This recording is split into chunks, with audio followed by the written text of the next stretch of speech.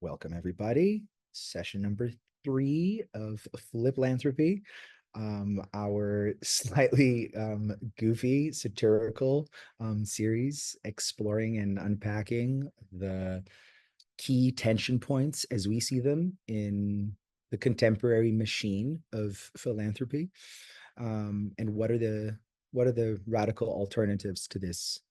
For us, this is conveyed in and expressed in the radical wealth redistribution movement, which is a movement and has the qualities of a movement, something that's dynamic and evolving, and the opposite of something that is fossilized, slow, and a monolith of resilience to change, which is how we see wealth hoarding, wealth class growth, and the monoculture of traditional philanthropy.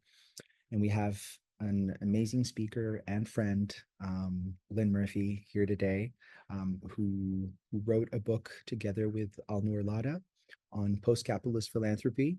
And for me, it's really about this thing that they try to drive home, which is the healing of wealth and how that looks when examined from a very different worldview. What does it mean to shift a worldview, and how this healing can be done collectively, because it seems to be the only way this can be done, with all its perils and pitfalls. So I will hand it over to Lynn. Take it away.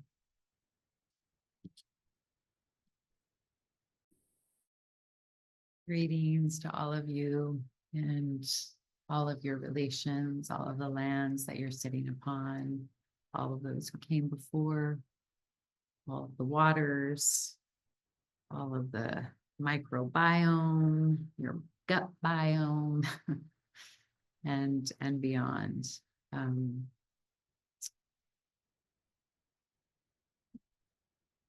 I think this title's called Embodying Post-Capitalist Philanthropy. And we could spend a lot of time on each of those words. We could spend a lifetime on each of those words.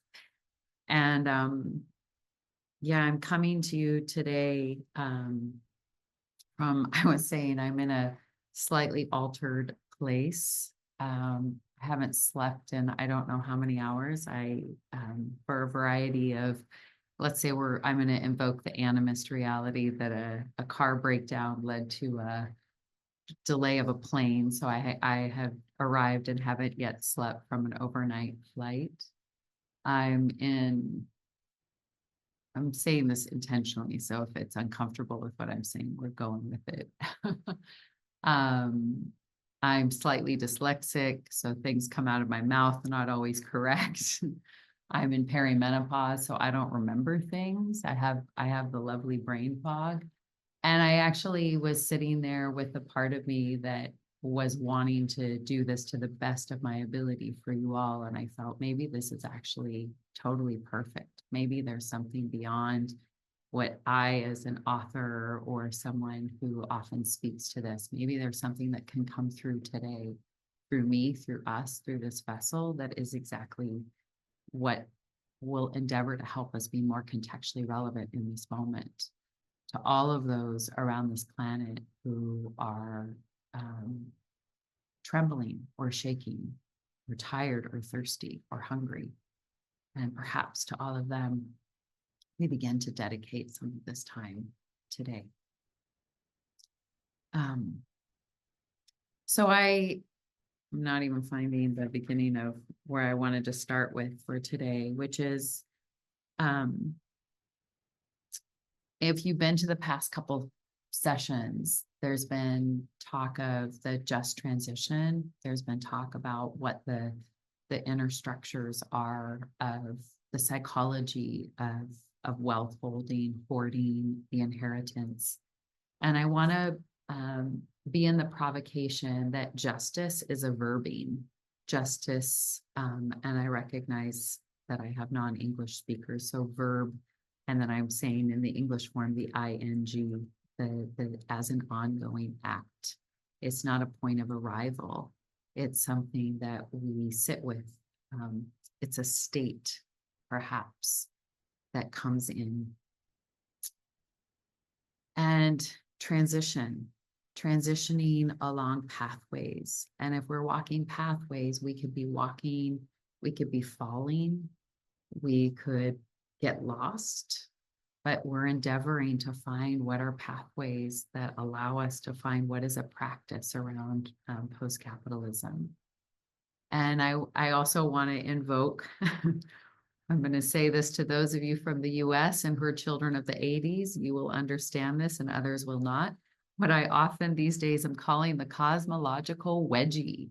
So for those of you who don't know what a wedgie is, this was something in particular, kids in the middle passage, they would go in and kind of pull the underwear up and it would go up in the behind and it was highly uncomfortable and it would stay there.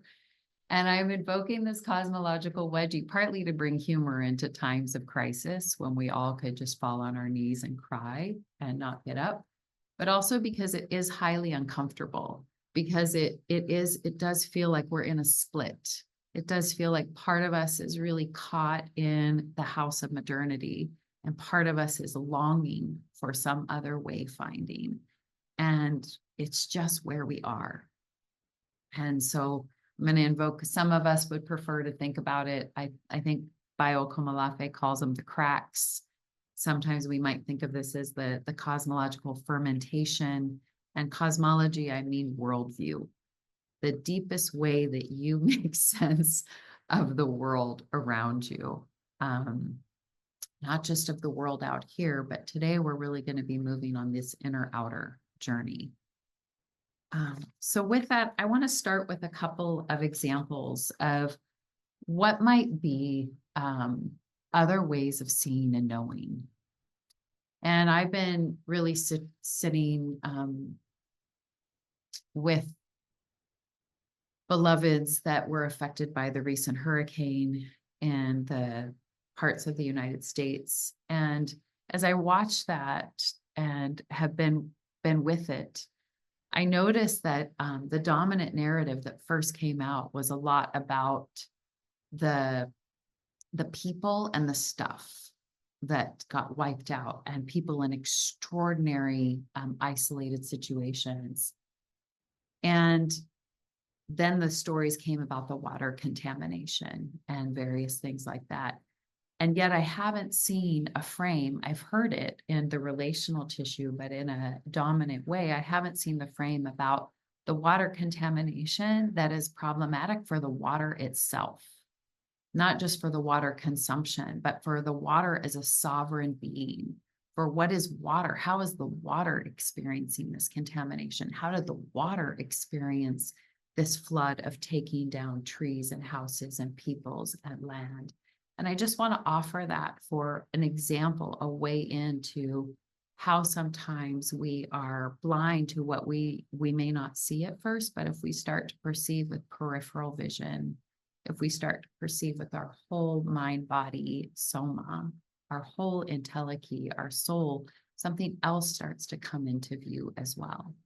And this is really at the heart, in a way, of what we're speaking to with embodiment. It's an embodied cognition. It's a mind-body way of perceiving that comes in context, that comes through relationship.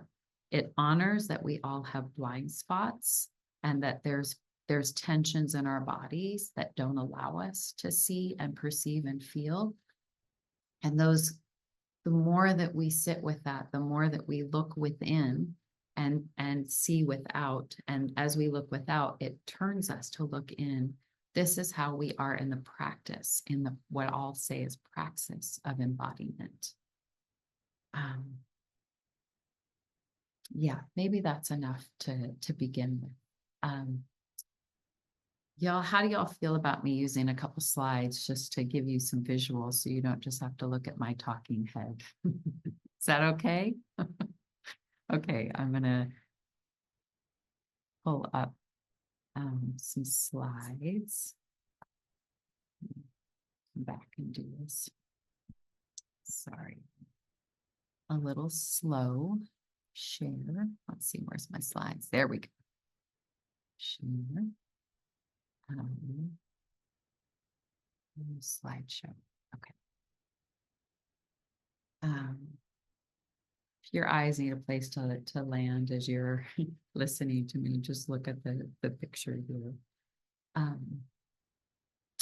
I want to say one other thing about that example I was speaking of with the recent hurricane. At the same time that all of that was happening, and as Yvonne said, a lot of our work is really endeavoring to what is wealth and how do we heal wealth. You saw also a lot of talk about mutual aid, about solidarity. There was a whole other way of being that came into the fore in response to a massive crisis. And I'm in no way saying this to romanticize or glorify the crises and what's the horrors, but I'm calling attention to another kind of wealth that doesn't have to do with numbers in a bank account, but a kind of wealth that has to do with the quality of relationships and the ability to be in responsibility. And I just want to keep that in front and center as we go today. That there's some other in these crises information, we might even say in the ethers, that is coming in, that is bringing us out of our notions of separation and individualism and into a relational tissue. That, as Yvonne said, that this is going to take a collective effort, that there is a collective movement, that there is I exist because you exist. My healing is bound up with our healing. So this is part of what the inquiry is. I am somehow not able to proceed. So maybe I'm gonna, that's interesting. That's never happened to me. Figured it out. So Stephanie really did a great job in the first section of this of really talking about the sickness of where we are in late stage capitalism. I think she even said something like, philanthropy is the place where social justice goes to die, something along those lines. And it's strong. It's a very strong statement. And in this way, I feel like she was representing part of what we talk about. There is this operating system, the waters that we swim in is what you could call late stage capitalism or neoliberalism or modernity, modern modernity. And that this is an overarching superstructure that is replicated within the system of philanthropy, that is replicated within institutions, whether it be a funder and or an NGO, and that is replicated in ourselves. And Iris did a really great job of showing how this logic is replicated in an individual. What I want to say here is that neoliberalism has a theology, it has a point of view, it has a worldview, and we're all caught in it in some ways. It lives within us. There's this idea called wetiko, which is like a mind virus. And I won't go into the depths of wetiko, but it was a word that came out of the indigenous peoples of Turtle Island or the United States when they saw the behavior of the settler colonizers. When they saw their behavior, the word that was something akin to cannibalism. And it wasn't just the killing of them, it was the killing of the rivers and the waters and the animals. And they called this wetiko, and others have noted that it's like a communicable disease. It's a virus. It is transferable. And so this has been swimming among us and passed down through our epigenetics, through our relations, through our ancestry, through our culture, through our schools, through where we buy our food. All of this system of domination, extraction, and exploitation is the very waters that we swim in. And the point of view that it suggests is that we are separate individualistic selves.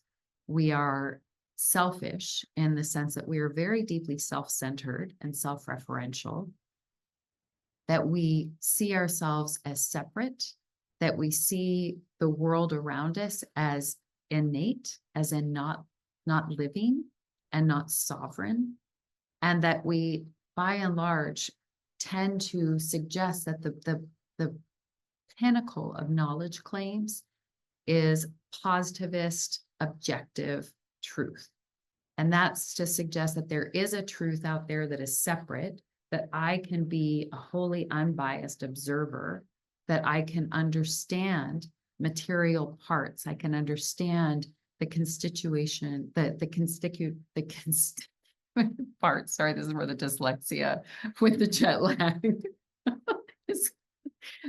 makes new words. That I'm entitled, not just that I can understand like how to separate different atoms and understand the interactions, but I'm entitled to understand and to know. I'm entitled to this objective truth. I'm entitled to understand the consequences of, you could say, from anything from the water that I'm drinking and the contamination levels to whatever it is. We can all find our own things that we feel entitled to know.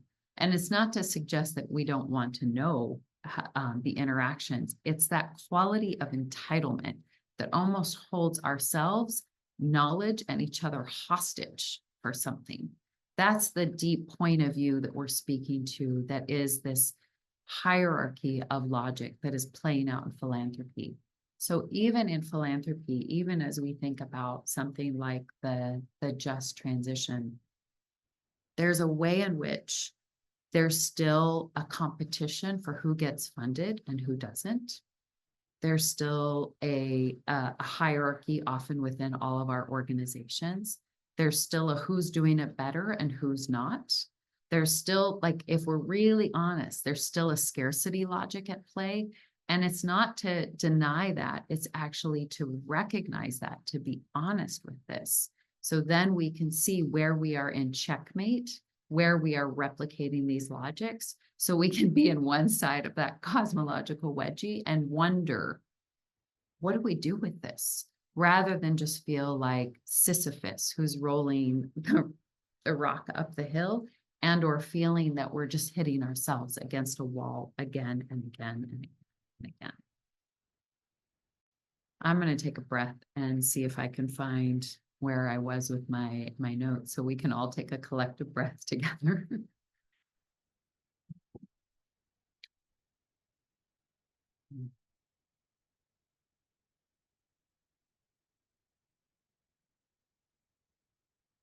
Yeah. So where we go with this?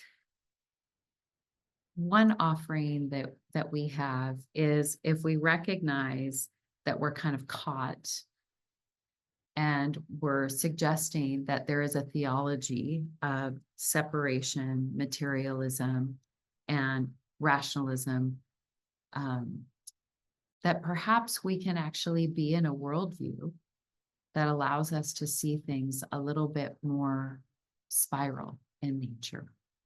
That perhaps we can start with cosmology. We can really sit with, what is our worldview? What is the perspective that we bring to things? And when I say worldview and perspective, I don't just mean whether I have an opinion. I mean the fundamental way that we are conditioned to see or not see. And we're suggesting that all of us, not just philosophers or others, but for all of us to really be students of dominant culture, and to really be students, especially those of us who are in white and Western bodies, to understand and interrogate at the deepest level, the cosmology that we have been given, the worldview that we have been given, and the one that we subscribe to.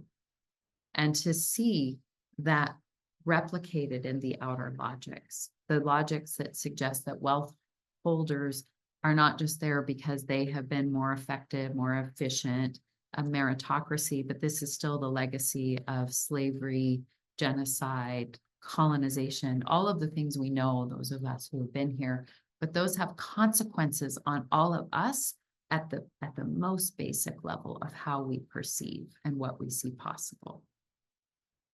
So we really need to be interrogating, what is our cosmology first and foremost? Secondly, we need to then consider that rather than a separate self, that I am Lynn, of course, part of me does see that and recognize that there's an ego structure and there's preferences. But perhaps we're far more an entangled web of relations than we imagine that we are.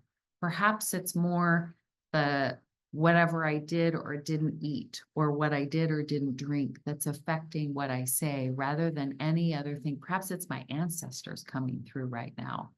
Perhaps it's that I meditated before I got on this call that's more living in and through me and us in this moment. And if we go from there, then we can start to see institutions not as static, kind of concrete brick and mortar, but that they are social ecologies nested in place and context and with walking water bags called humans and each other. And then philanthropy itself, rather than a static sector, could be one that could be considered a biome in a place, in a territory, connecting across social ecologies, one that has a responsibility to the place where it is sitting and to the peoples that are there and around.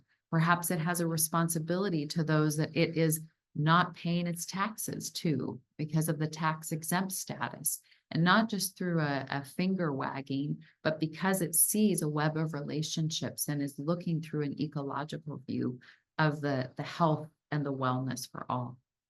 And then in a Marxist analysis, we would see superstructure as the political economy. And in this way, perhaps it's that it's more mycelial, that's connecting across biomes. And if you think about mycelium, they're kind of the neural network that's moving and carrying information across before you see the fruiting bodies. Our culture always wants to look at form, expression, but there's something else that's connected, that's the connective tissue that we're wanting to bring focus on. And then we could actually posit that all of this is sitting within a planetary ecology, that Gaia herself, that this earth is living, that she is sovereign, that she is also co-creating with us, that she is also in a call and response with us. This will probably sound like some of the wisdom traditions that many of us may have known, or indigenous cosmologies. And what I'm trying to bring in is it's not that we do our political work over here and then our ceremony work over here. It's that these things, this spiritual political practice, this inner and outer, are all connected in perhaps a multi-directional, reflexive, interconnected way of seeing and being. And then if we really want to get, we can imagine that we're in an ever emergent and expanding universe that, I mean, if we're really honest, we're like tiny little ants that don't have a freaking clue what's really going on in the larger cosmos around us. So this is a provocation. This is perhaps another cosmology, another way that we can see. And so we're recognizing that on the one side, we're caught in this pyramid logic. We're caught in the structures of late stage capitalism. We're caught in ongoing domination and exploitation and wealth hoarding. And we're also opening towards what happens. What does it bring into view to be in this other, more animate, queering way of seeing? So let's take a breath.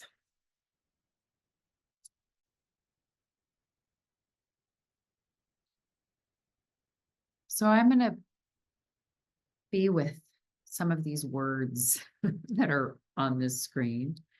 And what I would like for you to do is just take a breath and see how this lands in your body. Are there any images, sensations, thoughts? Do you go numb? Are you already numbed out on listening with me? That's all information about how we're embodying and we're in this moment. So I referenced this before. Separation, materialism, positivism, or rationality, or objective truth. Just see how that feels in you for a moment. If you have anything to write on or something, you might, or just take mark. And then intervene. animistic, and relational. What we're calling into focus here is our culture that is so obsessed with the separate, theory of everything, measuring what we can materially, a certain way of knowing that's like the hierarchy of knowledge claims.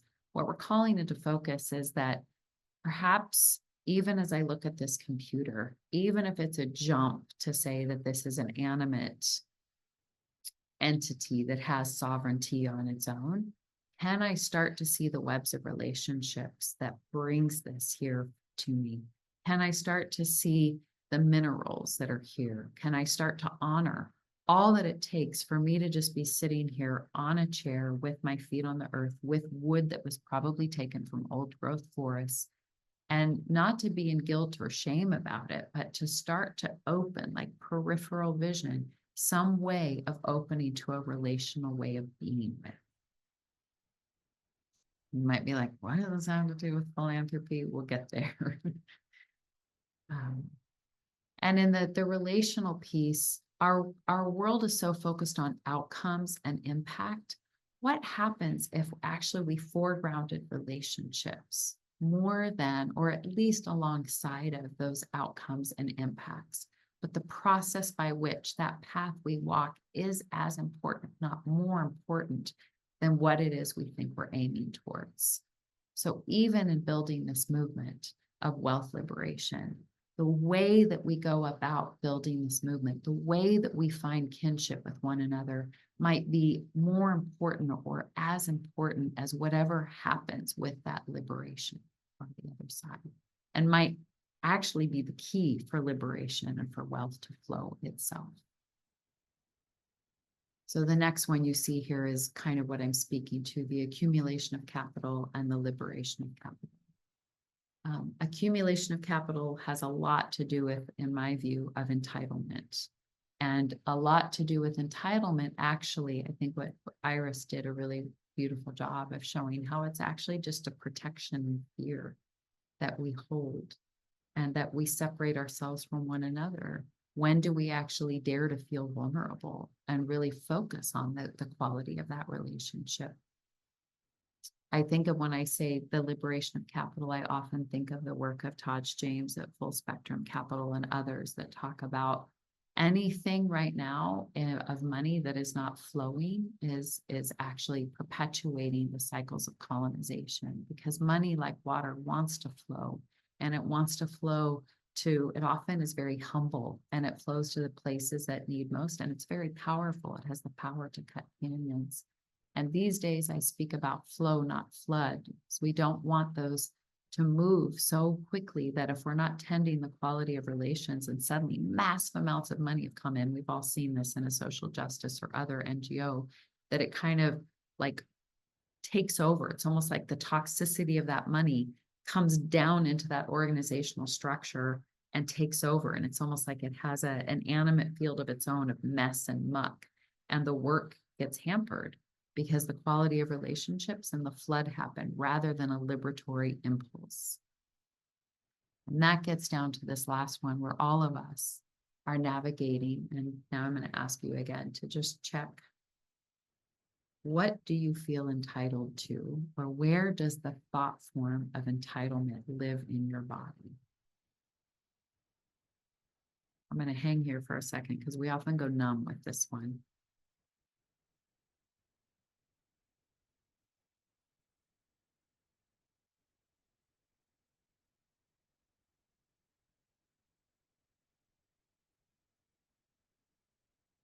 To what do you feel entitled? To what do you feel owed? Is it that there's water when you turn on the faucet? Is it that there's your favorite drink with the special oat milk when you go to the cafe? I'm using everyday examples because it shows that it is so in us, programmed in us.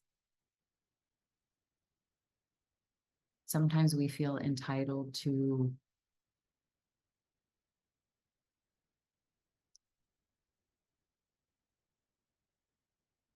our opinions, our way of seeing, that it is the right way, And in that way, we can actually be violent with imposing that on others, even if it's for the call of justice. And so perhaps if we say, if we're moving from entitlement to entrustment, where does trust live inside of you? To what are you entrusted?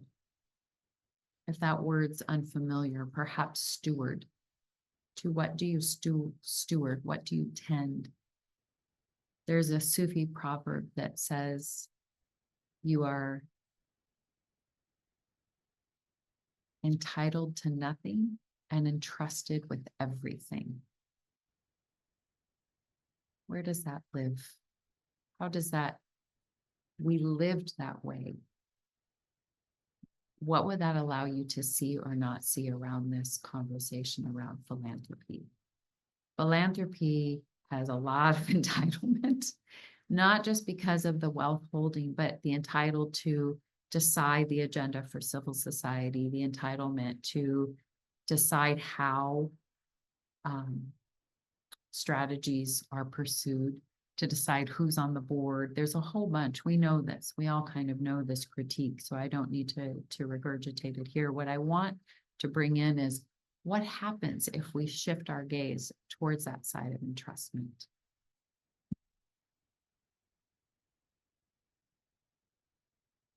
In a way, what I'm asking is for us to bring in what spiritual traditions would call more of a witness consciousness, to be with whatever thoughts and sensations you're having, and see if at the same time you can also be witnessing those thoughts and sensations, and have, I often feel it as an embodiment way, more spherical way of being and seeing and perceiving. This is just a beautiful little image that's trying to speak to this pyramid logic and the spiral logic. And there's a big circle around that X in the middle to suggest that this is not a one-time thing. This is a shift.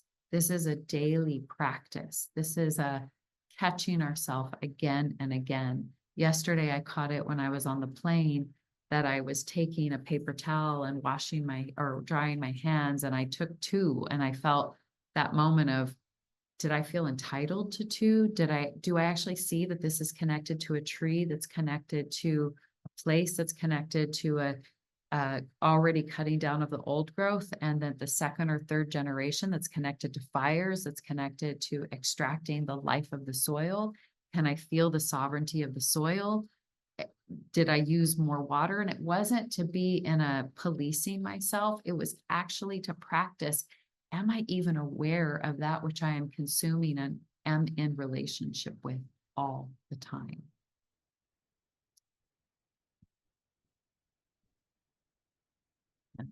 Yeah. So I want to give a couple examples before I open it up, just about how we've been playing with applying a shift of other ways of seeing and knowing to philanthropy. We have a sibling project called Culture Hack Labs that worked with us to do a narrative analysis of philanthropy. And there's a whole body of work, and I'm not going to go into it, but if you want to check it out, you can look at our the Transition Resource Circle website, and there's a tab called Ideation, or maybe we can put a link. There's a issue that we did on the narrative reframes. There's a video series. There's a whole bunch of, there's a research paper. There's a whole bunch of, if this is your thing, you're into narratives. But what I want to point to here is, what if we imagine wealth as transition pathway? That way of seeing wealth differently, money and beyond relation, that helps us with this justice as an ongoing verb. It helps us with walking or running or falling or getting lost as a pathway, but that starts to move in different ways. And essentially what we were trying to get out of was the logic of philanthropy, by and large, is still under extraction and control. Even a lot of the efforts, this is edgy to say, but even a lot of the decolonization efforts still decide who's in, who's out. They're still in kind of a zero-sum game logic. There's still a lot under extraction and control. And if we're trying to move towards a liberatory, regenerative, and when I say regenerative, I mean heal our culture that is very anti-life and death phobic into one that is in right relationship with life and death. So what is it if we actually are trying to move our frames, our narratives, the way that we see reality into a liberatory, life and death affirming way of being? So the reframes that we're coming up with here has wealth as mycelium. What if wealth starts to see that neural network, that mycelial work that I was speaking to? Composting the hierarchies into rhizome. So one is from the fungi kingdom, and one is from the plant kingdom. What if it's actually composting means death and rot? We're acknowledging the death and rot of hierarchies, and from that comes the rhizomatic, that comes the connective tissue that starts to see philanthropy as ecosystem tending. That philanthropy, rather than silo, sector, even perhaps the various work around new economy or just transition, is still a little bit in a silo in a way, but is actually starting to hum the way that nature does, the way that nature really honors biodiversity, biocultural, many ways of being and knowing, and really like starts to tend to the health of the soil. So there's a lot more there we could come to in the discussion. And then the last piece I want to just offer a couple more examples here that may speak to something. So this is something that we call the 5-element mandala. And it's essentially a map to suggest what transition pathways could look like. This is a way, it's not the way to see. But around here, I wanted to speak to what is it to create post-capitalist infrastructure. So with post-capitalism, what we're referring to is not what comes after capitalism. It's back to this inner outer. It's about another inner way of being. So rather than separation, materialism, positivism, competition, violence, it's actually saying actively that we are in practice with solidarity, compassion, interdependency, interbeingness, altruism, not the effect of altruism and gratitude. And if that was our source code and that was our ways of being, what kind of systems and what kind of cultures and what kind of biomes get seeded from that way of being and that way of working together? So for example, some of the work that's going on in bioregionalism, where it's actually having indigenous nations and others that are protecting the places that we in the West often call the biodiverse places. I'm recognizing that this is our language, not necessarily their language. So we're always in this cosmological love. But what if that was in relationship, where the act of solidarity is an ever ongoing act of sacrifice and not assertion to come into right relationship. So there have been examples that I have seen where people are in fields together, and someone who is an inheritor or has an extraordinary amount of wealth starts to say, here's the monies that need to be returned to you as an act of reparations. And before even getting the lawyers on, the question became, what does the mountain want? What is the mountain saying? What are the waters saying? And then we'll figure out the legal instruments to work based off of what the more than human, what the other cosmology is saying. That's a way of walking with this movement of wealth liberation that is honoring the more than human and the kinship of all beings. A more perhaps practical example that I saw when I was in Aotearoa, New Zealand, earlier this year was there was work that was going on that was looking at ecological restoration, and they have these heat maps that they can see kind of where the areas of most degradation is and what needs to be restored. And that was coming alongside of the guidance, not just those maps deciding, but prayers and lineage and the invocation and ceremonies with the ancestors. And through holding both of these ways of knowing and being, that then told them where to begin and how to move together from there. This is examples of how we're moving. And then the ones that are providing the funding, they're putting one thing on the table in the collective potluck. Others are putting other pieces on the table in the collective potluck. And it starts to move more in a relational kinship rather than, again, those hierarchical ways.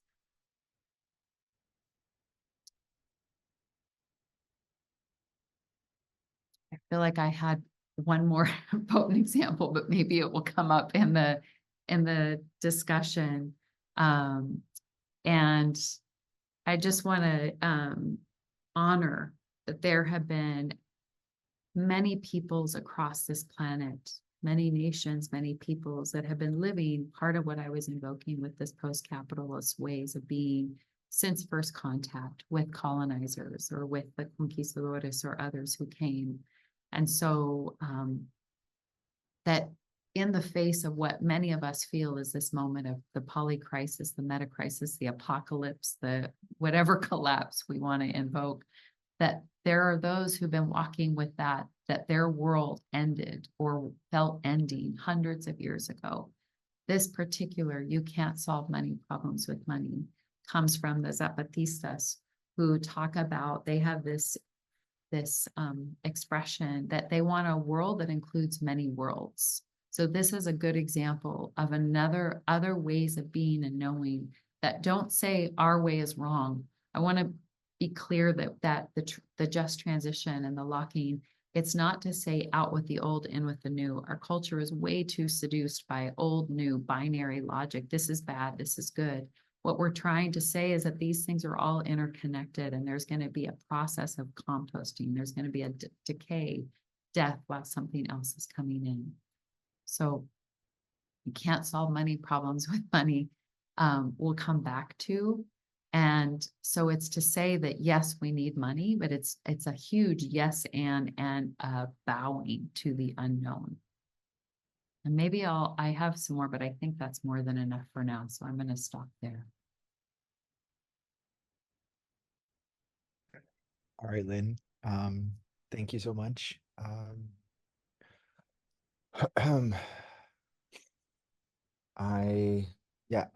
I'm always moved in a very different way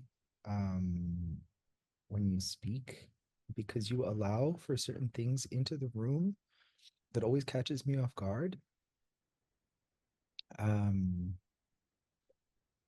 Just having somebody external come and give me permission to think about in what ways has everything that shaped my worldview today been done from external factors, and how it changed what my innate worldview was when I was very little.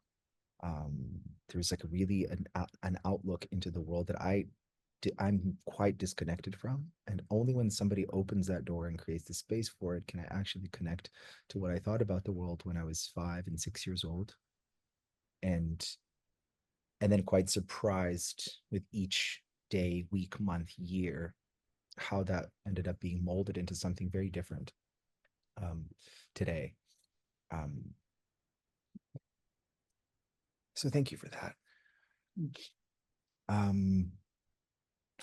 Okay. One of my first curiosities before I also open it up, and please folks, you can also feel free to use the chat. And if you feel self-conscious about using the chat, you can also just message Teresa or myself or Lynn. How, because you've been doing work with the Transition Resource Circle, and how do especially people with wealth react to being guided through different cosmologies, and how did thought from Zapatistas land for somebody that's been indoctrinated in a radically different worldview and raised in it? Yeah.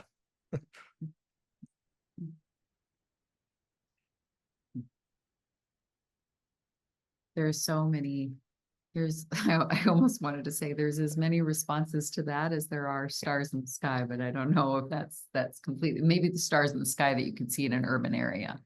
Maybe that's so there are those that I feel like it's kind of like Teflon, right? It comes in and it bounces off. There is also a way in which I think we romanticize, and I can say we, the collective, not just wealth holders, but we romanticize in a way that we put our gaze upon something or someone's that we don't fully understand, but we want a solution. We want an ember of hope. And I'm deeply suspicious of hope, by the way, but we can come back to that. And so there's that kind of reaction. There's a way in which the thought form of transactionalizing comes in everywhere. The way we transactionalize relationships, transactionalize or consume relationships, information, the story of the Zapatistas, and in a way it almost can get reacted to politically and miss the point of what they're doing ecologically and spiritually in a way. And so there's others that, and it's not just the Zapatistas, but others in the global majority who have been living these ways. There's sometimes it's hanging out in the discomfort for quite a while and actually doing this embodiment work and doing this inner outer reflection, where sometimes it's easier for us to hang out here in the world and say, it's all messed up, it's all, on fire, or I'm trying to save the world. It kind of feels like the two dominant narratives where we are right now, either savior or apocalypse. And I feel like what this series is really trying to offer is a third way that says, let's be deliberate, intentional, and walk with each other. And it might be a fire that, like that comes through. And it might be floodgates, but it's listening for that. And so back to the wealth holders, we're usually listening for that space where we see through the structures of trying to get it right, trying to be perfect and or being righteous and or that savior complex and or it's all the annihilism and it's all just past. And that's not to suggest there's not a deep room for grief. And it's just trying to sit in that discomfort long enough for something to open. And in that opening, then there's a provocation around how do we see liberation itself? The Zapatistas comes out of one of the biggest movements across the Latin America, the liberation theology movements. It came decades later, but way before, the Jesuit priests kind of had a wake-up moment and said, we're not going to proselytize anymore. There are those who are suffering in the world, and we need a theology that is liberatory in its impulse and also responds to the justice agenda. So they were kind of one of the OGs, the originals, I could say, out of the past century of blending the spiritual and political practice, and gave rise to a lot of social movements that had durability across the Americas. And the Zapatistas are one. And I would suggest that we're in that moment again, where we're really trying to understand the inner and outer and the political and spiritual implications. And there are those who are ready for that. And when I say spiritual, I want to be clear that I'm not suggesting any religiosity or any dogma or evangelizing. It is back to this animate, that which has been in a way lost to us through a culture of disassociation and hyper mental, I often say masturbation, is that which is sacred. And that we really are in relationship with a world that's alive. Rivers and trees and soils are all alive, and some would say sacred, but if our sacredness is expressed, it's just seeing the aliveness, the life force in other. That's what we're referring to. I didn't give a very good answer, but I started to paint a constellation. And then there's others who are like ready to jump in, and that's also a little like, hold up, yeah. All right, I'm gonna stop recording. So thanks for the input section.